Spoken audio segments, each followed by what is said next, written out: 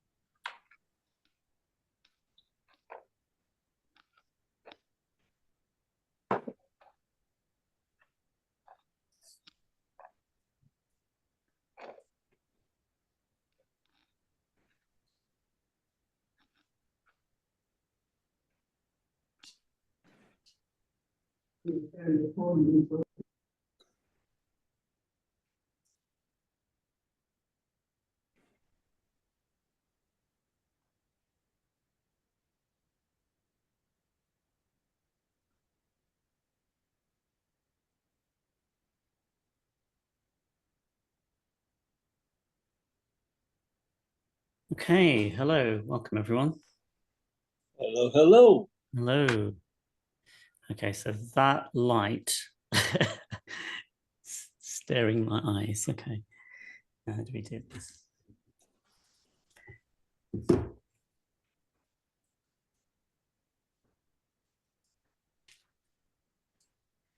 That's what happens when you have a traveling setup. Yes, we're in a new location, I can see. Yep.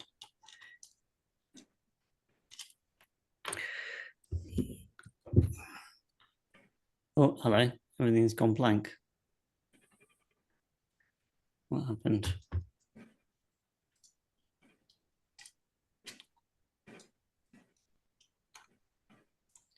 Give me a sec.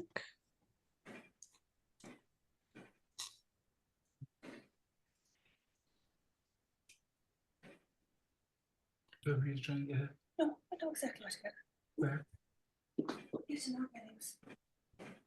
There's a discount.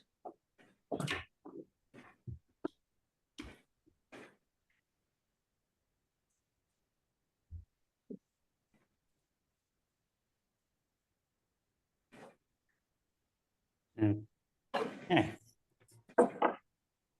Right. All right, welcome everyone. Put your feet on the ground, take a breath, and welcome to this Saturday Coaching Club. I think most of you I know, but for those of you who are new, welcome. And for the next couple of hours, we'll be looking at laser coaching, really, being able to just do some change work depending on what you're looking for, what you're hoping for, and also to illustrate some of these developmental principles, developmental mastery principles, and we will see how we go from there. All right, so put your feet on the ground, close your eyes, and this is about openness and permission, not to me, but your own intelligence, your own wisdom, and what might be available today that maybe wasn't even available yesterday, because we're constantly changing, constantly evolving. And we make inductive meanings about what's possible, but the fact is that throughout a human life, we change. And one day we wake up and something's different.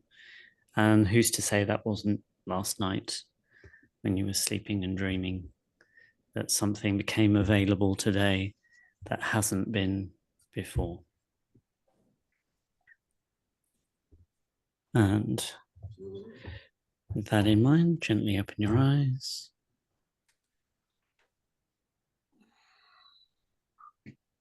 And let's have a little check-in. The check-in really is an opportunity just to say a couple of words, say where you're at, say what's happening for you, and put your voice into the space. And also for those that are repeat, which I think is almost everyone I can see, just what's been happening since last time. What have you noticed? What, silly question, what haven't you noticed? And we'll go from there. All right. Yeah, Sue. Well, I do acupuncture, and I spend 2 hours on people, which is the only way I can get a full treatment. So anyway, so I had some time, and I thought, you know what, I would like to work on some people, and before they call me, I don't have to call them. Like all of a sudden, my spaces are getting filled up. It's really, really cool. I love it. Very good. Very nice. We don't rely on mystical stuff, but clearly it seems increasingly as you do more and more of this work that that the seeming separation that exists in the world doesn't change our energy. The world seems to reflect back to us more and more where we're coming from. Oh, hello. What's that? There we go. Just feel free to unmute when you want to speak. Thanks, Sue. Very nice. I was just going to say, I'm feeling the same. Like I really feel like I'm getting into the flow now. There's so many serendipitous and synchronous things that are happening. And I'm really leaning fully into the future, of helping people. So that's cool. Beautiful. Thank you, Janet. Thank you so much. All right. I'm just going to change my sound. Give me a second. Settings.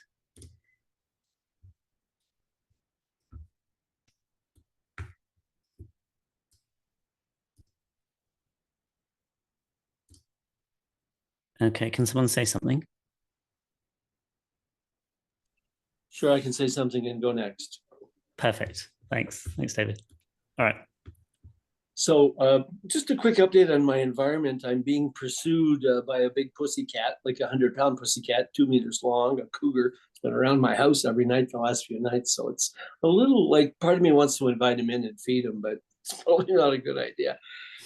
Anyway, and the temperature here is now above zero. It's been 4 or 5 degrees the past few days. So after 3 months of minus 25, it's absolutely wonderful to be up to 5 degrees. Okay. Right. Well, okay. that's the environmental reality. Me internally, I'm doing okay. I've had a couple of breakdowns or run-ins. I got really angry the other day for the first time in a very long time. This is the same person. This has happened about 3 times in a row now, so I might want to do some work on that a little later on. Sure. And the big thing is I'm feeling like even in this course, I'm not getting enough done. I'm not reading enough. I'm not studying enough. I ordered a book. I haven't read it yet. But I'm feeling left behind or not in completion of my intentions and out of integrity. That's what's happening. That's okay. it. Yeah, let's come back to that. But yeah, so take a breath right now, just for a moment. And notice the feelings and emotions about that. And let yourself breathe. Especially through solar plexus and heart.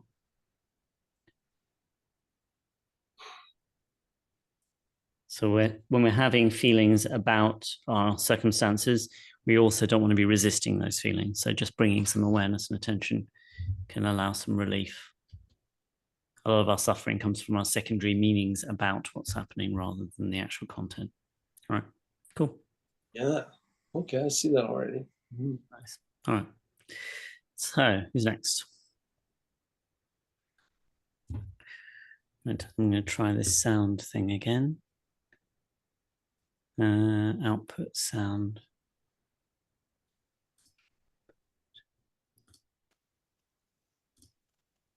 Okay, can someone say something? Testing, Yeah. testing. Hello, Okay. Anna. Can you hear me? Hi, Anna. Yeah. So you need more testing, or should I go? No, go ahead. Okay. So I had it was great what you helped me with last session. So I've managed to progress with what I was doing. What held me back? Not fully there yet, but a lot of progress and a lot of insights also. So I've been taking courses also with Peter Levine and yeah, so lots of things. But I haven't given insights about what are the things that kind of put me in freeze. And last time you mentioned kind of, I don't remember how you put it, but kind of one step that you could go is just learning to take. But for me, it became kind of being run over, or someone just don't care about what you want, or so on, and kind of learning to be able to take that without. For me, that's one of the things that put me in freeze. So I would love doing some work. Okay, around that. sure. Okay, yep. And we'll come back to this, but Albert Ellis had this concept of shoulds, have to, and oughts, right? So usually our early strategy when something in the world happens that we don't want, or that we can't handle, or that you actually are handling it. The freeze response is a handling response, is to say it shouldn't happen. This is our shoulds and shouldn'ts and those things. So the objection or the resistance to what's happening in the world often locks up our own energy that's different from the freeze response. So we can start working on that. All right, we can do that. Yeah. All right, who's next?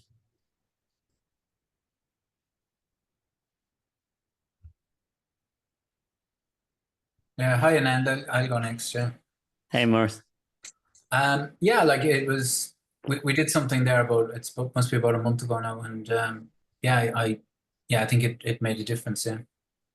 Yeah, still not crushing it though, but yeah, made a difference. All right, well, good. Well, things are moving, so we'll see what we can do today on that. Right, give me a sec. 1 second. Thanks. Switch off.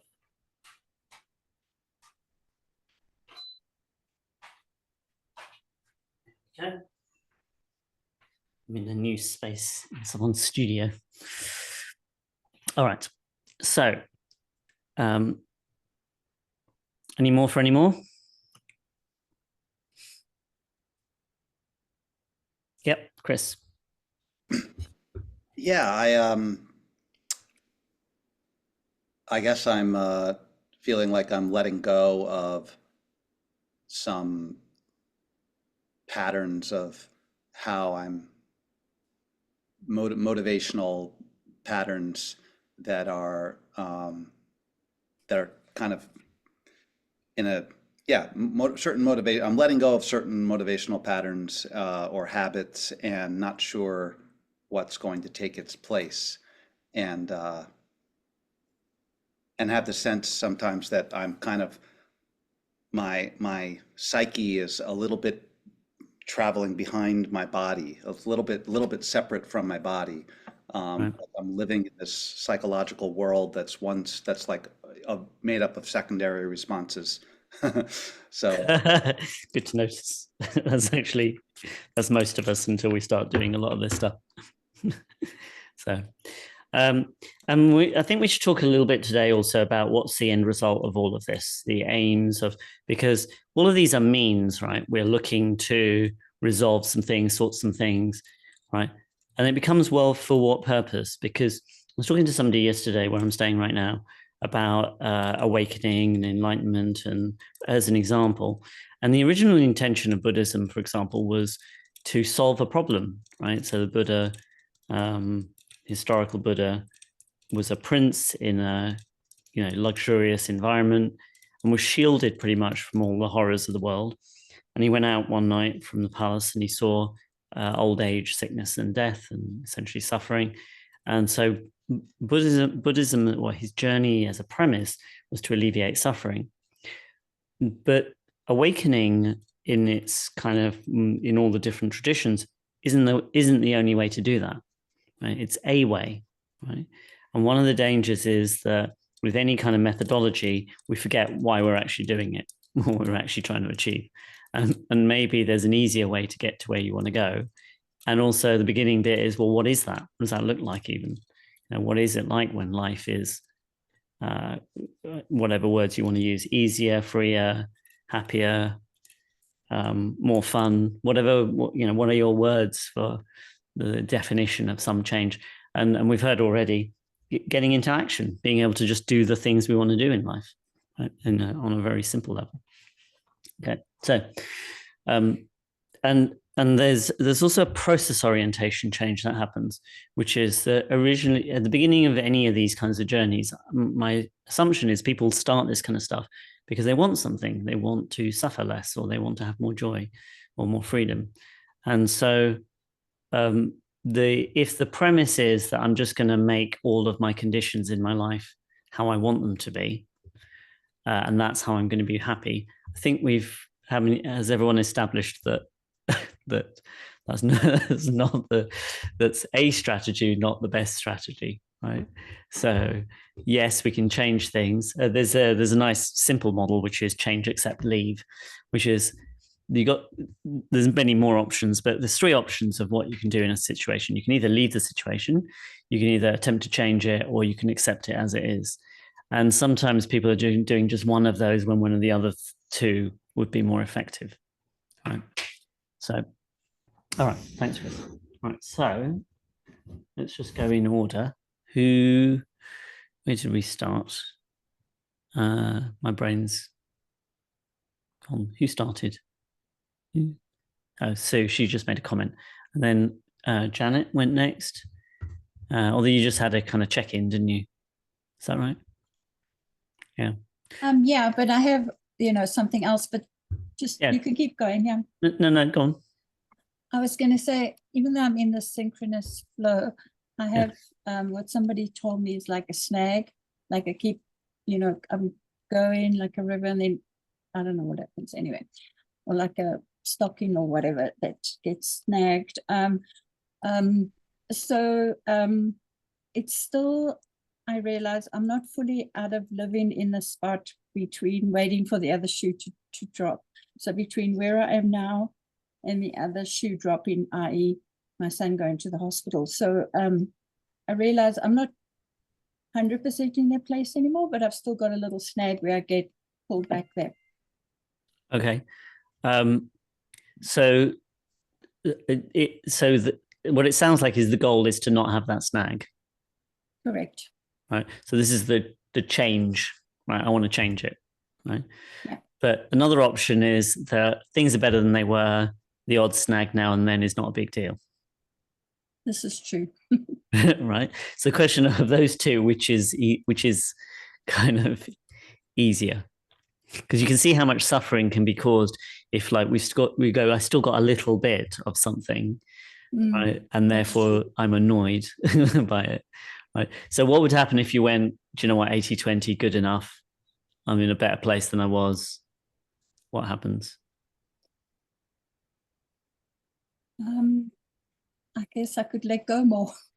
Yeah. So, and the assumption is that if we accept, because the reason we think accepting doesn't do anything is because we think most of us think accepting this situation is that the situation is like a given, like it is the world, or it is the outside. But actually, when it's internal psychological stuff, accepting it is actually a removal of resistance. You find it? Yeah. Thank Oh, you. hang on. Let's just mute. Okay, people can unmute when they need to. So Janet, if you just unmute. Yeah, no, I can see that. Yeah, for sure. Okay. So 0 to 10, how much does it bug you that, I mean, it's probably shifted a little bit, but that there's a snag or waiting, what do you call it? Waiting for the other shoe to drop. Right now 3, some days it's like 9, but I can see what you're saying. I'm more obsessing about my snag than my snag actually being an issue. Right. Yeah. Okay. So take a breath for a moment. Now, do you know what you would do if there was a snag? You know all the behaviors to do. Oh yeah, I mean, it's straightforward. Phone Yeah. EMS and off we go. You know, it's like, it's not that we haven't done it 100 times. So yeah, I see where you're going now, and that actually Yeah. makes a lot of sense. Yeah, very good. One woman said to me once, she goes, the problem with my father is I don't know whether I'm going to get the nice father or the like total, within her situation, it was whether he was going to be nice or mean, right? And she goes, he's completely unpredictable. Well, he's not that unpredictable. It's one of 2 options, right? It's pretty predictable, right? So this is a way of removing uncertainty, is to go, well, if it does happen, I mean, I think it's landed already, Janet, so we'll leave it there. But all right. Thank you. Yeah, you're welcome. All right. So who's next? Anna. So yeah, so this is one of the assumptions, is that we need to know what the triggers are in order to resolve them. Right now, it's kind of helpful if you see what you know what I mean. Does that make sense? Yeah. So, yeah. No, I've just been curious. So Yeah. I've noticed that this is actually one that comes back over and over again. Okay, so there is some value in that, but it's still a kind of causative model. It's kind of causal modeling. It's saying that the trigger is the cause, that the external thing is the cause, and I need to find out what it is in order to resolve things. That's fine. So what was the thing? What was the? So when I perceive someone in power doing something where I have no control, and they just will do it, and I have no you say. use the words they run over me. Yeah. Right. Now they don't literally. No. Thank God. That's good. So relief. Right. But we have ways of representing the experience, right? And our solution, if our solution is, well, I can't do anything about them, right? And we're having, they shouldn't be doing what they're doing, right? Then we get into this kind of double, it's an impossible scenario. Okay. So think about someone, what's the end result, right? Let's say you do all this change work and then they behave exactly the same way. What's the different behavioral or Great emotional? Hang on, let's just mute. Who was that? Oh, thank you. But thanks for the affirmation. That's a good question, right? Whoever that was. All right. So how would you like to be if this was all resolved? Because otherwise it can be all in the cause and not in the outcome state. So we'll do a bit more of that today. For me, it's just about this, to be able to do what I want to do. And because when I'm in freeze, when I get into freeze for these kind of things, I stay there for so long. So it kind of takes me forever to actually get somewhere. And then there's some other trigger, and then I stay in freeze. And I just want to be able to do things. Yeah. Now, you should listen to this. All of this language you just said is, it's empirically correct about your past, right? That this has been the case. But what's true is that every time you've gone into freeze, it's a one-to-one correlation. Every time you've gone into freeze, are you in freeze right now? Mm-hmm. Partly, right? Yeah. But okay, so what are you noticing in your body? So my right side of my body is very tense. Okay, all right. Now, that's because we're talking about it. No, actually, it's because some things that happened just before. Before the call. Mm-hmm. Yeah. Okay, so this response is happening because of something that happened just before the call. And how were you prior to that happening, like earlier today? Yeah, then it was loosening up more. Yeah. So, and this is the point, that every time we go into freeze, there's all the attention on going into freeze, but there isn't the attention that every time you went in, you came out. True? Yeah. right? Like probably in fact, the exact same number of times. Otherwise, you never would have come out of freeze. All right. Mm. So I'm sorry something happened earlier. Just Yeah, to say. it was just a tiny thing. It's just the ordinary pattern that tiny things put me in freeze. Okay. Yeah. So and there's also this the way you're describing it is like freeze is a thing rather than a process. Okay. So qualitatively, what's different in the freeze response now compared to previously, historically? Yeah. How would you say that? I would say that once more. So your secondary reactions to it, how you feel about it. About going into freeze. Yeah. Well, actually, I'm quite fine with it. So the past year, I've learned so much about it, so I'm quite fine with it. Okay. It's just that it's a bit annoying. I want to. Yeah, it's a bit annoying. It's just a bit annoying. Okay. Yeah. So something happened last time where we learned a pathway out of it. Right? So this is the new, because most people, it is classic, right? In all this trauma, I listened to this trauma therapy session, 2 sessions from Ruth Basinski, National Behavioral Medicine. And they said the word trauma, I think it was like 78 times in the first hour and about 69 times in the second hour, right? It was trauma this, trauma that, trauma this, trauma that, right? And the thing is, the way our brains work is you keep saying the word freeze, and I'm not suggesting you don't do it, but this literally the body goes, yeah, okay. I mean, this is how Trump won an election, just said the same things again and again and again until people believed what he just, it just normalizes, right? So there is an interesting ambiguity with the word freeze because there's also the word FREES, right? Someone frees themselves from their stucknesses and problems. Now, I'm just curious, have you ever thought about that? No, right? So what happens, what is the description or the mental representation of the word freeze when someone frees themselves from something? FREES. Just light. Lightness is what comes to me. Okay, so feel that. Mm-hmm.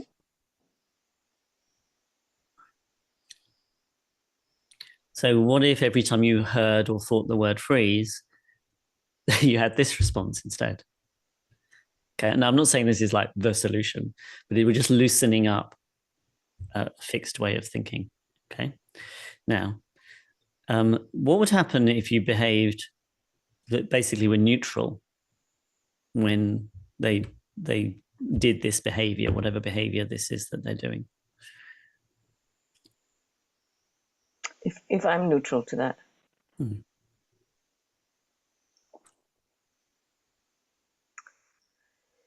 Yeah, that feels difficult to even imagine. That's okay. Yeah. Now, think about this phrase, they shouldn't do what they're doing, right? What is there any part of you that goes that's the solution? Like it's like blaming, basically saying it's their fault. They shouldn't be doing this. They shouldn't behave that way. Not so much, actually. It's Okay. more. It feels like an earlier thing. So it's kind of more of a just. It just hits me. Yeah, I get that, but the way you're trying to solve this is my sense is it's very cause and effect. It is actually what they use in all those trauma resolution models, right? Which is there's value in it, right? But there's a chicken and egg problem with this, which is that it keeps recreating it in order to solve it, right? In a way, right? I.e., there's no alternative representation. And the mere fact you can say to me, I can't even imagine an alternative representation, it means it's asking the brain to go off the map, right? And our brains don't want to go off the map, right? So until there's some kind of viable alternative, this is the neurons just the most effective place to go, right? This is kind of a thing, right? So let's do this. Finish this sentence. Even though they behave this way, I can what?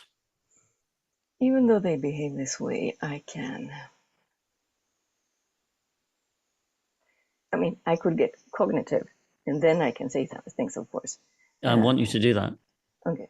Well, I can do whatever I want. All right, pick some things. I can. Are those real flowers behind you? No. No. Okay. I can go for a walk. I can do some gardening. I can do some cooking. I can just rattle off just a whole series of activities that have nothing to do with them and nothing to do with this. I can tie my shoelaces. I can just. Yeah, I can write a letter. chewing gum. I can make the cup of tea. I can drive my car. I can call a friend. I can play the guitar. I can take a course to learn about the moon. Yeah, exactly. All right, good. Now take a breath. Because there's been no pathway out. Right? This is why these things stay stable. Okay. So now think about that same situation. Right. Literally, it's like creating new neurons, new different direction. Because I'm guessing you haven't done this before. Right. No. Okay. So now think about it. Right. And how is it now when you think about it? And despite they do this behavior. It's a tiny bit more space around it. And that's what we're looking for, because previously it was 0, there was none, right? Like, and then it comes back to, how do I solve this? And that loops back to, I have this problem, which loops back to, I can't do anything about it, right? Rather than, sometimes the best thing to do, this is the leave strategy, is to leave the problem alone and start building new pathways, new learning pathways to begin with, right? So even a tiny bit of space is kind of good. So take a breath for a second, right? Because if you put so much energy into, I have to solve this, that it's recreating, it's running it through the nervous system. Okay, right. So, and that's not to diminish it or to say the insignificance of this. All right. So when they are, is it something they're saying or speaking or?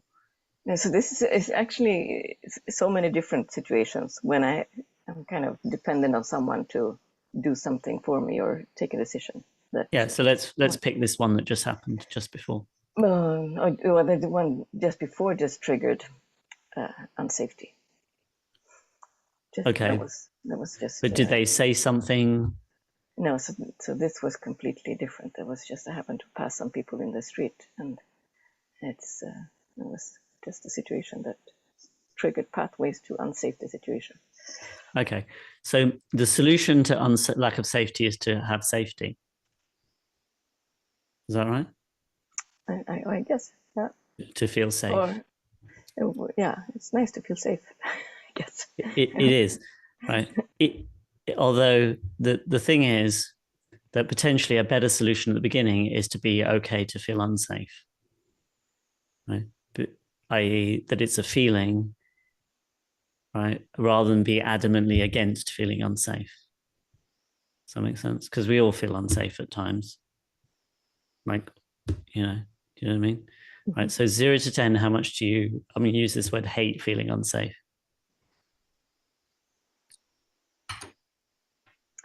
That's actually interesting. I've never reflected on that. It's just kind of my basic feeling. Yeah.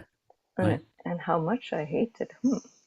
Okay, so let's not use hate, but clearly there's like a urgency, like I have to get rid of this, I don't like this, I don't want it, blah, blah, blah. So it's taking a lot of energy. It's getting a lot of attention, put it that way. Right, so hold the TAT pose for a minute. You see what we're doing is just... I forgot how I'm supposed to hold it. Yeah, so thumb and ring finger on either side of the nose, middle finger in the center of the forehead, and then hand on the back of the bone. And now, all we're looking for is a little bit of movement, right? And what we're doing is we're questioning the secondary meanings, which is, I shouldn't be triggered. I shouldn't have these reactions. I don't like having these reactions. If I have these reactions, it means there's things I can't do, right? It's getting a lot of importance, right? Now, if you are genuinely unsafe, we're talking about make sure you do all the actions you need to in order to take care of yourself, look after yourself, make sure your physical safety is not really at risk, okay? So in through the nose, take a breath in through the nose, out through the mouth.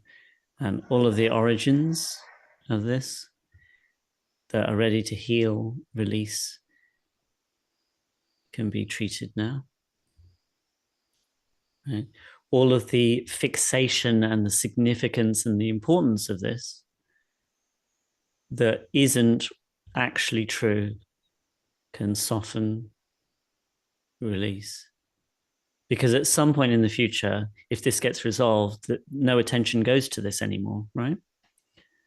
Right?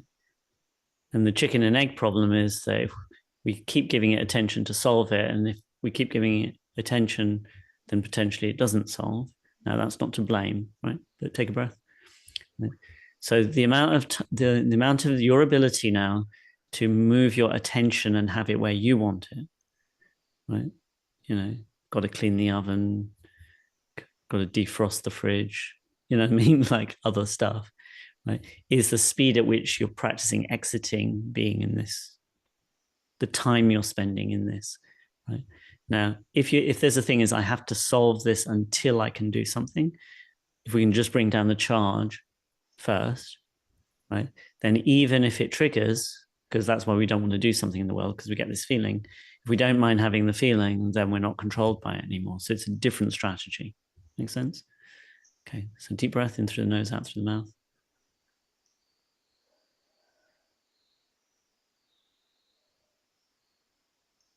And then relax your hands. Right, and what are you noticing?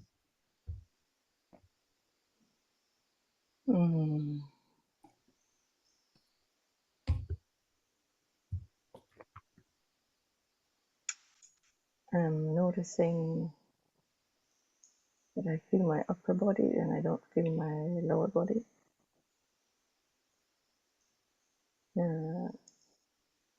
I feel my feet. Yeah. Not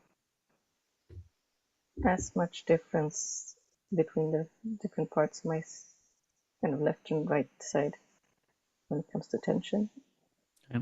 where I feel it. So how is that compared to before? Slightly less than of the right side tension, but slightly more, I think, of not feeling my body. Okay. Is the goal to feel your body? Yeah, I guess that's also a good thing to be in touch with. Yeah, but I'm trying to find out what is setting this up as a goal for you, right? Because what if you just went, oh, do you know what? I don't really care. I'm just gonna carry on with my life.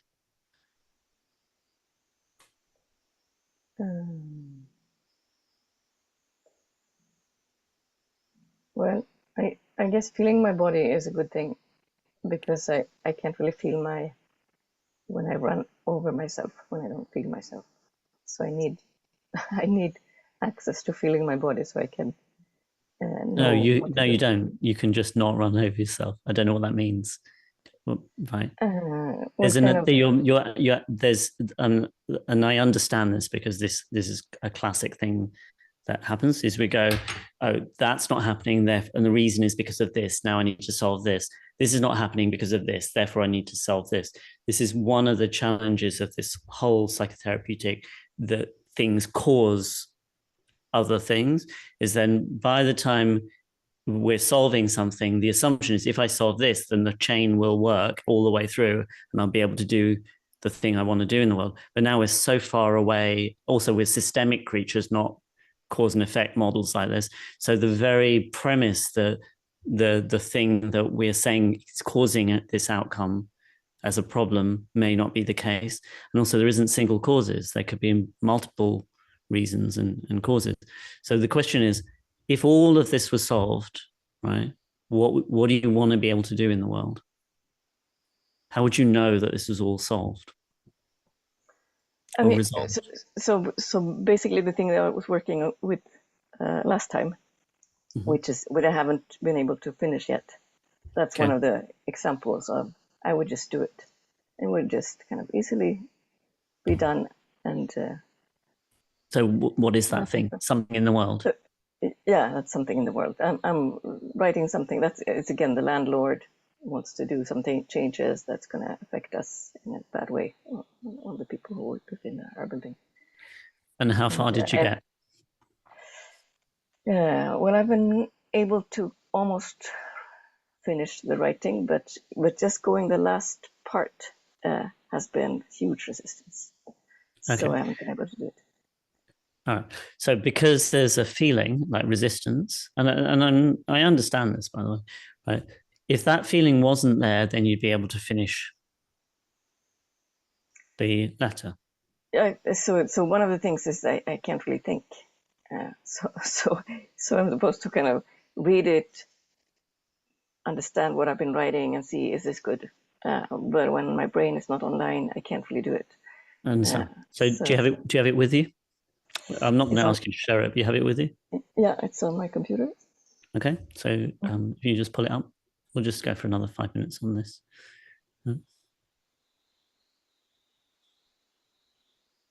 Yep. Okay. So what progress have you made compared to after last time?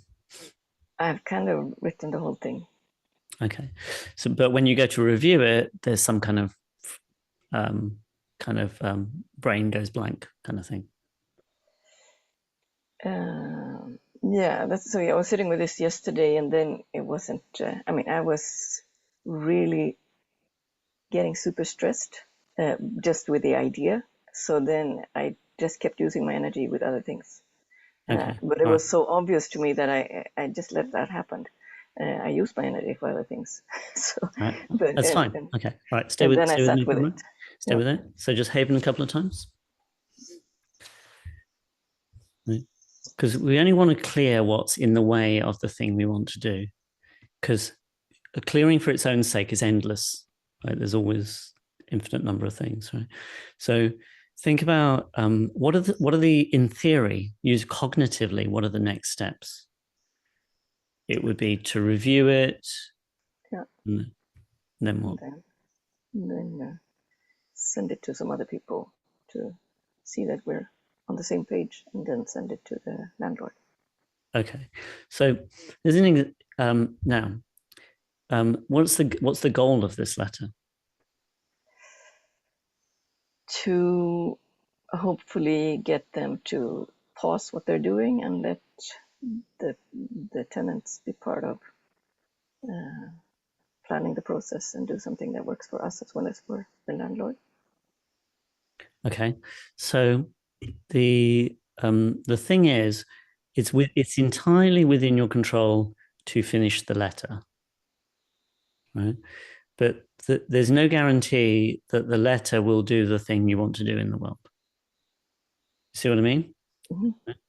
Now, human beings are very reluctant to do things that we perceive to be futile or could be futile, because then we've just wasted all our energy and effort, right?